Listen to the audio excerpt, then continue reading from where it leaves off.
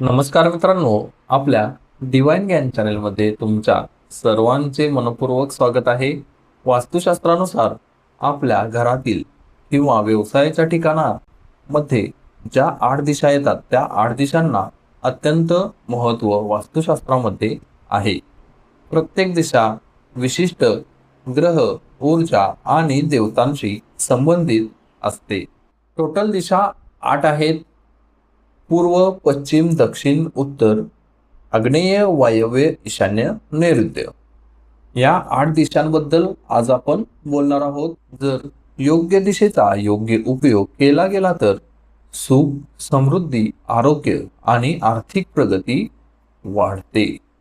पण चुकीचा उपयोग केला गेला तर अडथळे निर्माण येऊ शकतात.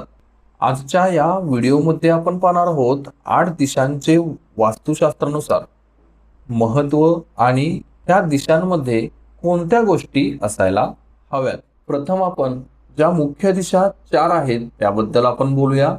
त्यासाठी तुम्ही व्हिडिओ शेवटपर्यंत नक्की पहा. पूर्व दिशा.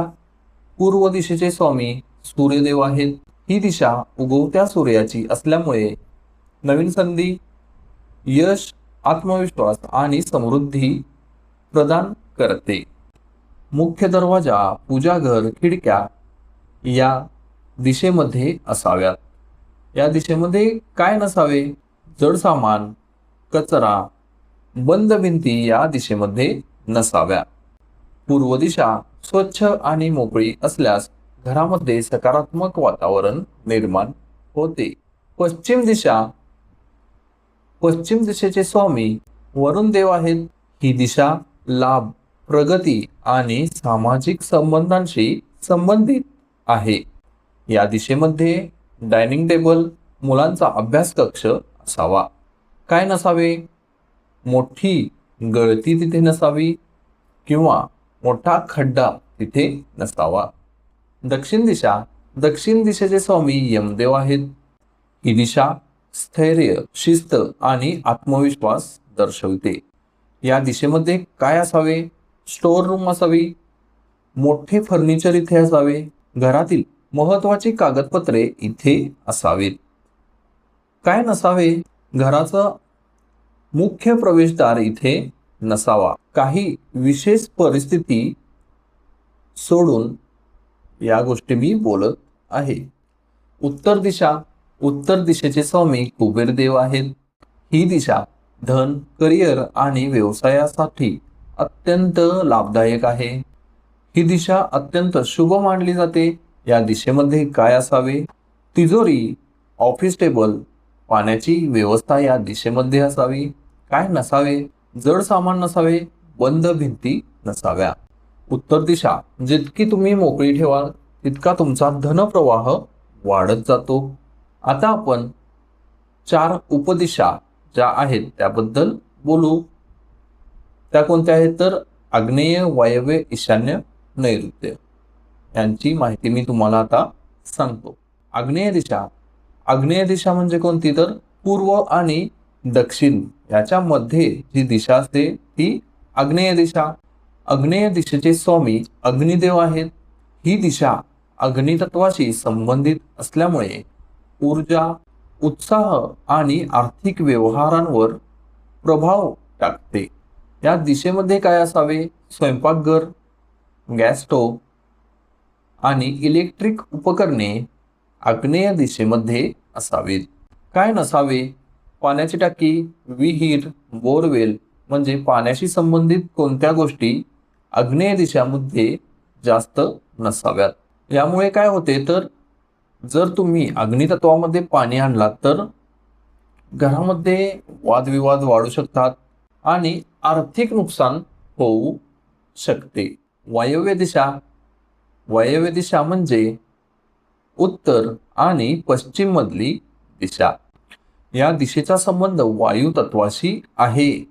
ही दिशा हालचाल, प्रवास, व्यवसायातील व्यवहार आणि सामाजिक संबंध नियंत्रित करते.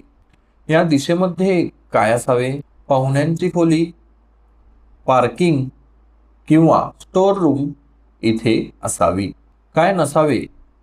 या दिशेमध्ये तिजोरी ठेवू नये, पैशाचे प्रॉब्लेम सुरू होतात. ईशान्य दिशा ही सर्व दिशांमधील सर्वात पवित्र दिशा मानली जाते. ईशान्य दिशा म्हणजे पूर्व आणि उत्तर या दिशेमधील जी दिशा आहे ती ईशान्य दिशा. या दिशेचा संबंध भगवान शिव आणि गुरु ग्रहाशी संबंधित आहे. या दिशेत काय असावे?